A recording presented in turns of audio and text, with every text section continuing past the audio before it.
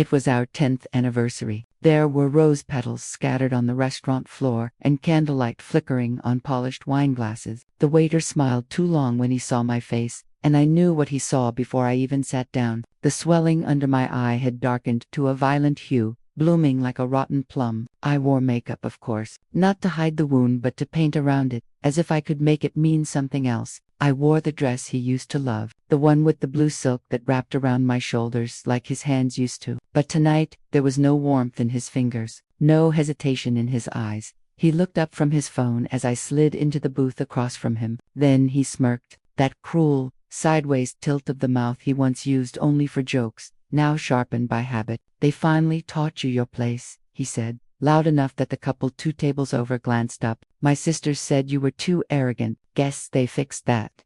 He sipped his drink like it was a toast, like it was funny. My breath didn't catch, my hands didn't shake. I simply blinked, slowly, as if I'd missed the punchline. My twin had warned me, years ago. She always had a strange sense about people about him. On the morning of our wedding, she held my hands and said, "You don't have to do this just because it looks like love." But I was wearing white and she was crying too, so I thought it was nerves. I mistook a warning for emotion. I would do that too many times in the years to come. That night, I wasn't just bruised. I was humiliated, betrayed. I had spent a decade trying to make peace with women who never once opened their arms to welcome me. They whispered about my clothes, my accent, my twin, anything to remind me I was not one of them. But what shook me that night wasn't the pain, or even his laughter. It was that moment of clarity, the moment I realized he wasn't just letting them hurt me. He was proud of it. He needed me smaller to feel big. I looked around the restaurant, at couples leaning in, holding hands, sharing secrets in the soft din of celebration. I wondered how many of them were pretending, how many women were swallowing blood behind their smiles. I saw the server approach again with a slice of cake, too early. Candle already lit. He placed it between us and said happy anniversary like he meant it. My husband clapped. To 10 more years, he grinned, lifting his glass. I did not raise mine. Instead, I sat still, completely still, like a photograph taken in a storm. And in that frozen silence, something broke, but not in me. It cracked in the space between who I had been and who I was about to become. A woman who had once justified bruises in the name of family was about to become someone they didn't recognize. My twin had said once, "The day you stop explaining their violence is the day you become free." I didn't understand it then. I did now. I stood up, slowly. My chair didn't scrape, my heels didn't echo. I looked him in the eye, and for the first time in years, I saw confusion there, uncertainty. The smirk faltered. He expected a scene. He expected tears. He didn't expect peace. I didn't argue. I didn't beg. I simply walked away. The house still stood where we built it on, a slope that caught the morning sun just right, with windows that once framed our laughter. I remember laying bricks with dreams instead of mortar, painting walls while music played from a cheap radio that sat on the floor, covered in dust and hope. We didn't have much money back then, but we had ambition, sweat, and a kind of foolish belief that if we made something together, it would protect us from falling apart. I believed in that home the way some people believe in God. I trusted it to hold our family steady. I planted roses along the path that led to the porch. I still remember my hands in the dirt, heavy with pregnancy, wiping my brow with a shirt that didn't quite fit anymore. I laughed when the baby kicked. He stood nearby, pretending to rake leaves, watching me with a crooked smile that, back then, felt like love. The twins were barely 3, and they'd pressed their small palms on the wet cement just to leave a mark. I never erased them. Their prints are still by the front steps. But no one looks down anymore. Inside, I cooked meals that no one remembers, kissed scraped knees that never left scars, stayed up with fevers, dreams, and monsters in the closet. Every corner of that home knew my footsteps. Every crack in the tiles had a story. When the kids grew taller than the door frames we once measured them against, I kept the pencil marks anyway. They're still there, faint and fading, like the sound of their laughter when they used to run down the hallway, socks sliding on the polished floor. I never had the heart to repaint, but now, the house is quiet. Too quiet, not the kind of quiet that brings peace, but the kind that presses on your chest, the kind that makes you pause at the door and wonder if you're walking into a place or a memory. The rooms echo differently. The walls feel colder. Even the sunlight seems more hesitant now, creeping in like it doesn't belong. I dust the furniture no one sits on, wash sheets no one sleeps in, and keep the lights on longer than I should. Sometimes, I catch myself setting 4 plates instead of 1. Habit is cruel like that.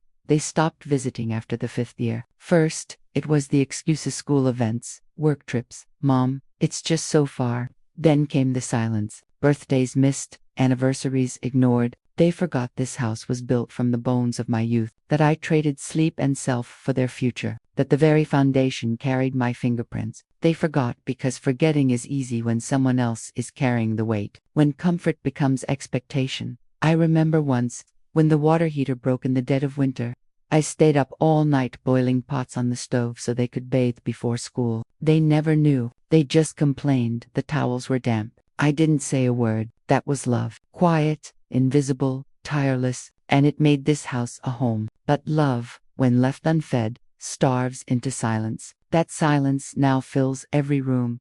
Sometimes I stand in the doorway and try to hear it again: the giggles from the backyard, the music from the old stereo, the sound of tiny feet running toward me. But memory is a cruel trickster. It plays the sounds you missed just faintly enough to haunt you, never enough to comfort. I walk from room to room like a ghost in my own life, touching walls like they might remember me. It used to be filled with love. Now it only remembered me. I gave them everything I never had. That was my promise the day each child was born, that they would never feel the hunger I swallowed as a girl, the silence I endured as a wife, or the invisibility I wore like a second skin. I traded my dreams for theirs without negotiation. I didn't mourn the loss. I convinced myself it was love. And for a while, that lie was enough. I remember staying up for nights on end, sewing dresses for their school recitals, pricking my fingers raw because we couldn't afford new ones. They didn't notice, of course. They just twirled in front of mirrors, radiant and oblivious. I remember when my eldest got into university, the first in our family to do so. I sold my heirloom bangles to pay the fees, told everyone I gave them to my sister for a wedding gift. No one asked why I never wore gold again. No one thought to.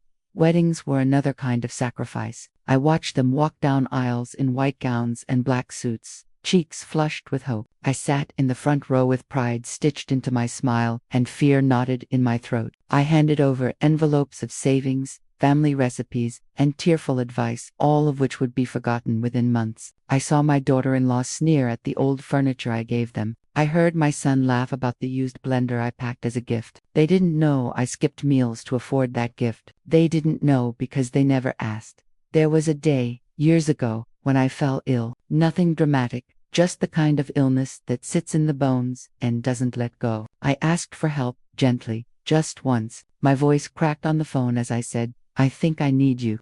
They were busy. One said she had a yoga retreat. Another had a client meeting. My youngest asked if I could wait until after the weekend. I said, "Of course," and hung up before they heard the tears. I nursed myself with soup and shame. That was the moment I realized love had become one-sided, like a seesaw with only one rider, stuck in the air. I worked late into the night for years, baking cakes, stitching clothes, doing other people's laundry, just to keep the lights on, the birthdays bright, and the futures moving forward. And every time they succeeded, I felt joy, unfiltered, genuine joy. I clapped the loudest at graduations. I cried the hardest at airport goodbyes. I wrote letters they never replied to, but kept writing anyway. They were my legacy, my reason, my heartbeat. And yet, when they looked back, they saw only obligation. They called me dramatic. They said I was always playing victim. They mocked the very sacrifices that built the ground they stood on. It was as if I had never bled for them, never wept quietly in bathrooms so they could have warm beds and full plates. As if the life I surrendered was a burden they were forced to carry, rather than a gift they never had to earn. I watched them strip the house of its meaning, taking my husband's watch, my mother's teacups, the savings tucked behind the spice rack, as if it were owed to them, as if the cost of their comfort was mine to pay forever. And maybe it was. Maybe motherhood was just another word for martyrdom. But even martyrs deserve graves with names. They didn't just take what was mine, they took what I built for them. It began with a missing letter, a tax notice I remembered seeing once, briefly, tucked into a pile of unopened envelopes near the entryway table. I had forgotten about it in the chaos of everything: illness, doctor visits, the way silence had started settling thick in the corners of the house. But that morning, with nothing but time and an ache in my chest, that felt suspiciously like intuition. I opened the drawer. The envelope was gone. So I checked the others. That's how it started. Not with suspicion, but with absence. Papers that should have been there weren't. Pofters, I remembered clearly, suddenly didn't work. Bank records that used to come in my name now bore someone else's. I sat at the kitchen table, my old reading glasses sliding down my nose, a pen trembling in one hand, not from age, but from the growing realization that I had been quietly erased. I requested printouts from the bank. They hesitated, of course, but the account was still in my name, a detail someone forgot to scrub clean. When the papers arrived, I read every line like scripture. There were transfers I never authorized, investments I never approved. One account was completely emptied right after my brief hospital stay last year. I had been unconscious, full of morphine, drifting between pain and blurred memory, and they had taken my silence as consent.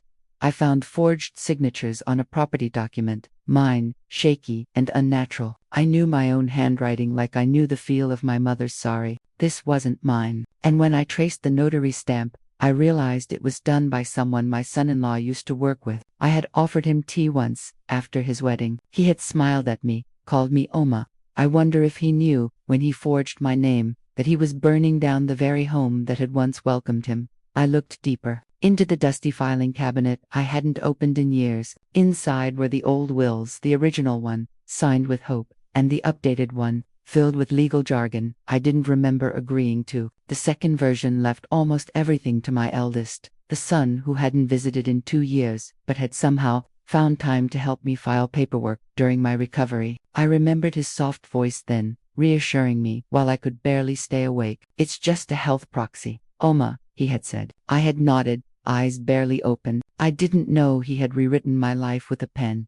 Every discovery was a cut that didn't bleed but burned. The betrayal wasn't clumsy. It was calculated, organized. They hadn't stolen in desperation. They had stolen with strategy, with patience, with the kind of arrogance that assumes the old are too slow to notice, too fragile to resist. But I wasn't always this quiet. I wasn't always this alone. There was a time when I balanced ledges better than any of them, when I managed a home, a budget, a life, with nothing but grit and sleeplessness. I remembered that woman now. I reached for her. It took me weeks to gather the full picture. And when I did, I didn't cry. I didn't scream. I simply sat with the knowledge like an old friend. Betrayal had come home again.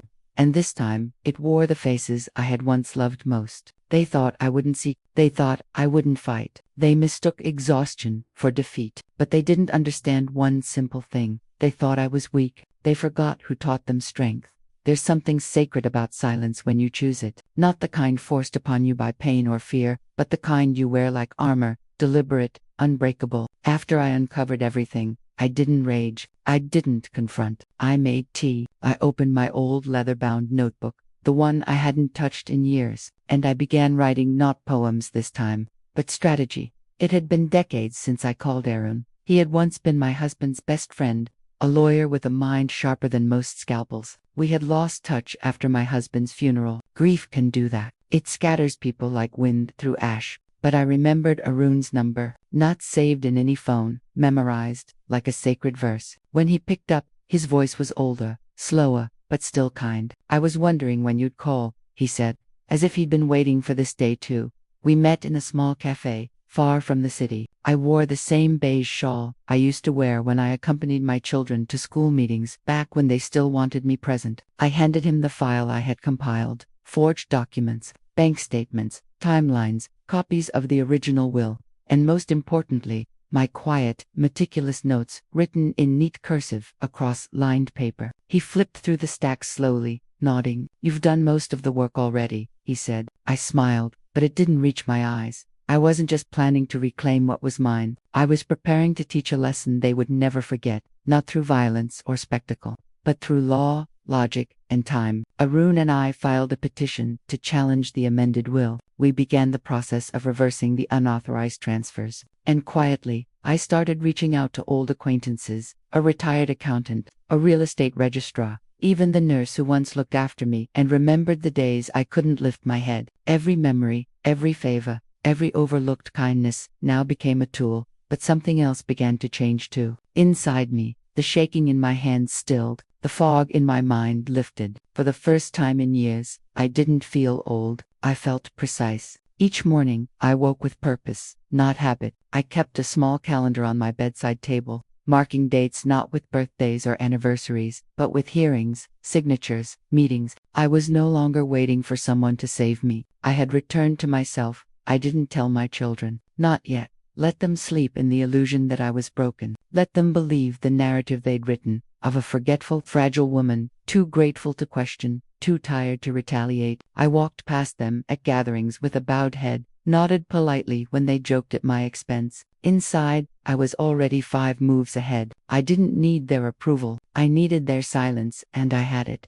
What they failed to realize was that mothers do not forget. They archive, they collect, and when the time is right, they return, not as victims, but as architects of consequence. I had spent years giving without keeping score. That chapter had ended. I wasn't looking for pity. I was preparing justice. Revenge is loud only when done by fools. Mine would be silent.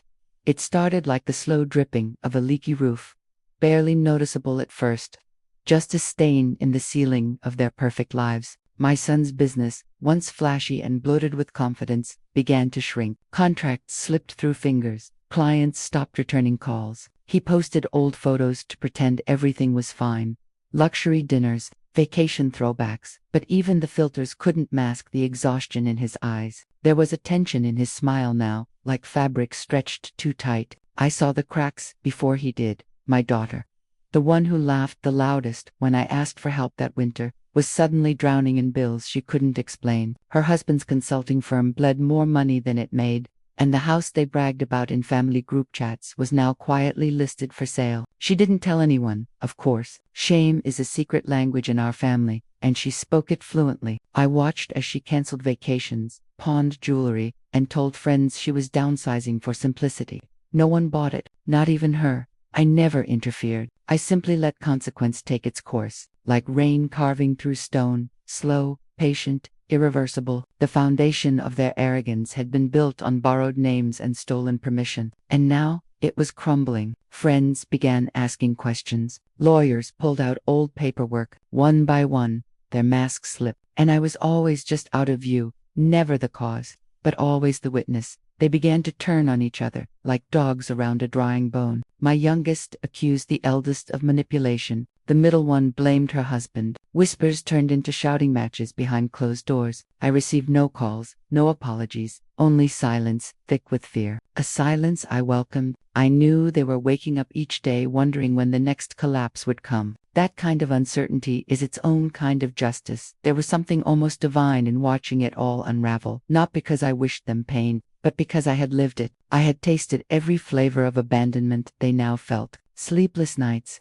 I had memorized the ceiling cracks above my bed long before they knew what a mortgage was. Trust collapsing. I built a life on love, and they treated it like scrap wood. Let them now learn what it feels like when the structure you rely on begins to rot from within.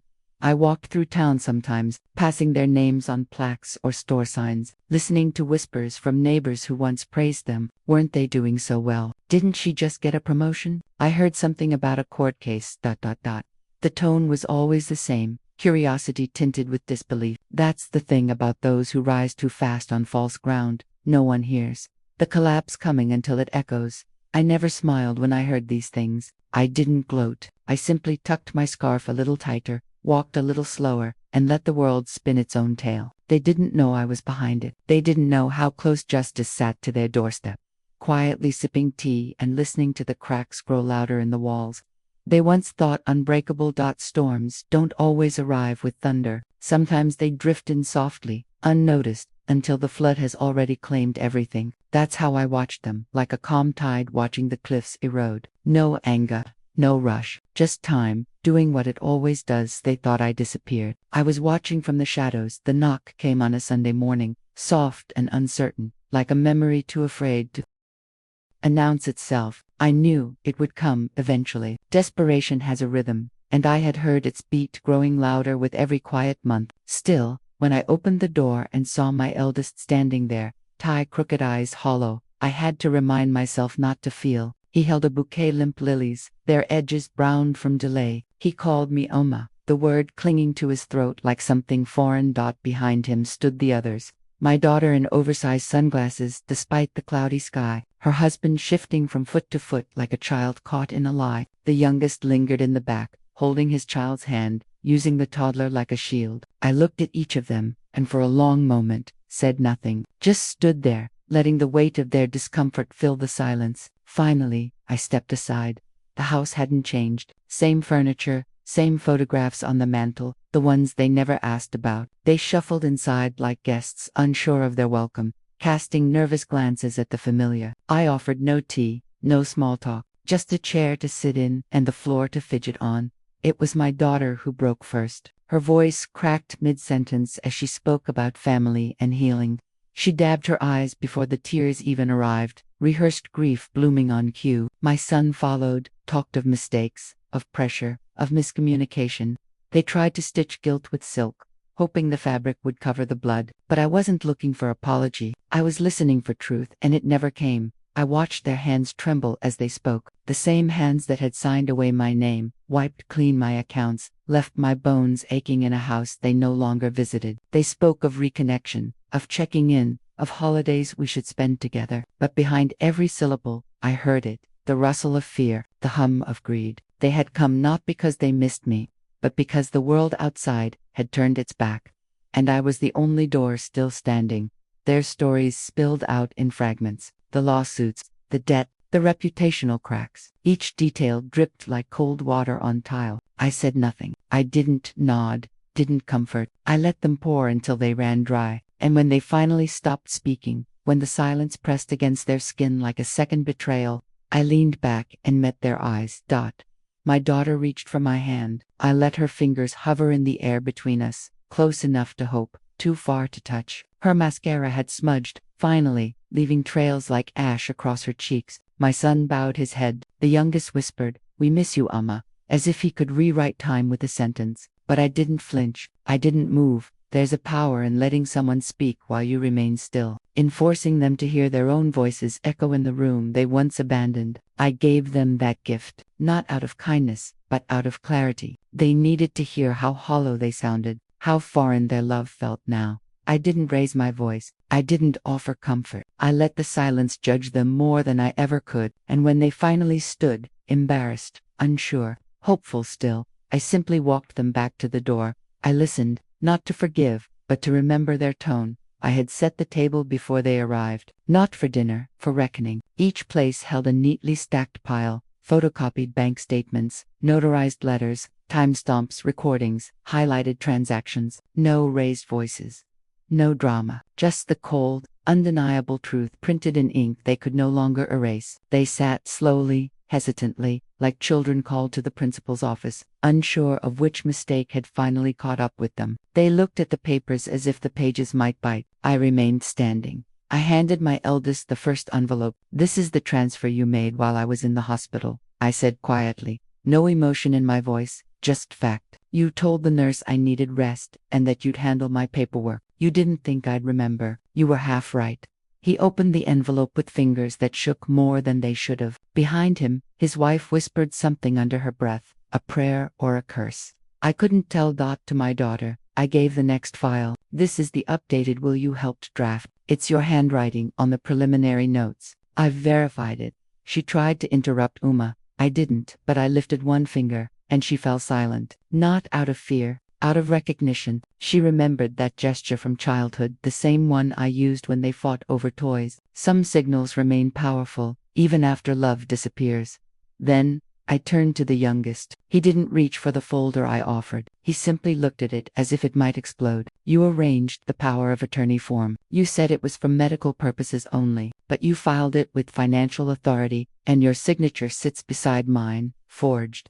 His jaw clenched. He didn't deny it. He didn't need to. The paper did it for him. No one spoke, just rustling paper, heavy silence, the sound of reputations folding in on themselves. I didn't shout. I didn't accuse. I let the evidence do the speaking. It was louder than rage could ever be. And then, when the silence had stretched too long, when their guilt had settled into their bones, I sat down, slowly, deliberately, as if claiming my seat at the table again, after being uninvited for too long.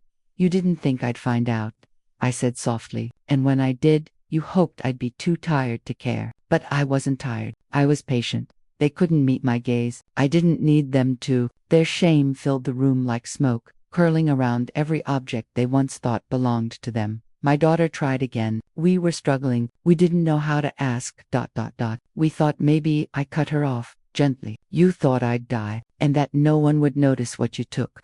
She swallowed hard. The eldest looked away. The youngest closed his eyes. Not one of them offered a real apology, only stammered reasons, broken logic, and long pauses meant to soften theft into misunderstanding. I opened the final envelope. It was the legal complaint, ready for submission. Their eyes widened. I haven't filed it, I said. Not yet. They looked at each other, searching for someone to lead, but none of them moved. They were so used to taking, they'd forgotten how to stand still in the face of consequence. Then I leaned forward. My voice didn't rise. It didn't need to. It sliced through the air like a winter wind. Let's discuss how you'll make things right. Justice, when it finally arrives, does not shout. It doesn't storm through the door with fire and vengeance. It walks in calmly, with a pen and a paper trail, and asks for what is owed. After the confrontation, I didn't banish them. I didn't curse them. I gave them choices. Clear, cold, lawful choices. Correct the transfers, returned what was taken, sign affidavits admitting the deception, and issue a letter, each of them, to the court and to me, acknowledging their actions in full. They resisted at first. Of course they did. Guilt rarely surrenders without negotiation. My daughter wept. My eldest tried bargaining, offered me a percentage of what they'd taken, as if justice could be divided. The youngest asked for time. I gave them none of what they wanted, only what was fair. I told them, in words quiet and exact, that they had already used up my mercy. That forgiveness, like everything else in this world, had a price. Mercy isn't free, I said one afternoon, as they sat across from me again, this time in a lawyer's office, eyes hollow from sleepless nights. Forgiveness has an invoice.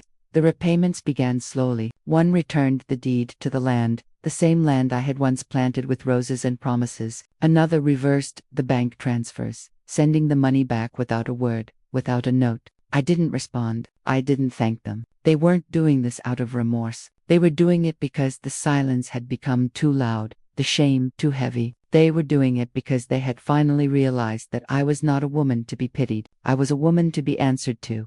There was a hearing, small, quiet, almost administrative. They stood before a judge, not as children of a proud mother, but as defendants correcting a wrong. The record would show a legal surrender of property. The public apology would be published in a local circular. It wouldn't go viral. It wouldn't ruin their lives, but it would stay in print forever. A mark, a footnote, a consequence. Neighbors noticed. A few asked, gently, "Are you okay?" I smiled politely. "I've never been more in control," I said, and I meant it. What they didn't understand, what they never truly grasped, was that I never wanted to hurt them. I wanted them to learn. I wanted them to understand what it meant to lose something valuable, not because it was taken, but because they gave it away for greed. I wanted them to feel the weight of what I carried for years, the exhaustion of being invisible, and the fire it leaves behind when you finally see yourself again. They never apologized the way people imagine. No tearful confession, no poetic closure, just formal signatures, brief eye contact, and a lifetime of distance sealed with court stamps and notarized truth. But justice doesn't need bows, it only needs clarity. The house is mine again, not because I reclaimed it, but because it never truly left me. The papers now reflect the truth that my soul always knew, and though they walk the world quieter now, perhaps even gentler, they carry the cost with them in every awkward pause, every faded family photo, every sleepless night where memory claws at comfort. I didn't scream. I didn't destroy. I corrected. They paid in silence, not money. The mornings are quieter now, not hollow, not aching, just still, the kind of stillness that follows a storm. When the air is heavy with the smell of wet earth and the light breaks through the clouds like forgiveness, I sit on the porch with my cup of tea, the same chipped ceramic mug I've used for decades. The handle is cracked, but I know exactly how to hold it. Some things, like me, have learned how to survive with the fracture. There's a plant blooming again by the front step, one of the roses I thought had withered long ago. It surprises me, the way things return when they are left alone, when they are given time, space, and quiet care. I don't garden the way I used to, but I kneel beside that rose every morning now. Touch its leaves, whisper nothing in particular. We understand each other, both of us lost, both of us growing again. Inside the house, the walls are still lined with memories. I haven't taken the photographs down, not out of attachment, but acknowledgement. These were my moments, even if those in them have faded. I look at an old frame sometimes, my children, tiny, smiling, covered in cake frosting and innocence. I touch it briefly, like greeting a stranger I once knew. Then I set it back down and go on with my day. I wrote a letter last week, not to them, to myself. I folded it carefully and tucked it into the drawer where I keep small, important things: a faded hospital bracelet, the key to my mother's old writing desk, and now this letter, my reminder that survival is not just endurance, but choice, that staying kind in a world that rewards cruelty is not weakness, it's design, it's strategy, it's strength at its most dangerous. Sometimes it rains in the afternoons, not the violent kind, soft, persistent, cleansing. I open the windows and let the scent of water drift through the rooms. I used to close the house up tight, afraid of rot, of leaks. Now I know that a little rain never ruins a home. It reminds it how to breathe. They don't call anymore. They've learned the cost of betrayal is silence, not the kind you punish with, but the kind that comes naturally when truth no longer needs to prove itself. I don't wish them harm. I don't pray for regret. I simply let the distance live where love once did. They move through life carefully now, stepping around the memory of me as if I'm a crack in the floor they're scared to fall through. And yet, in small ways, they remain tethered. I see it in the way they pause at family gatherings, unsure of who should speak first. In the way they flinch at the mention of inheritance or mother. In the way their eyes dart when someone says, "You look just like her." I am not their haunting. I am their mirror. I walk through this life now without weight. I do not seek understanding. I do not wait for apology. My story has been told, not to the world, but to myself. And that's all I ever needed. They wanted me gone. Now they can't move without me.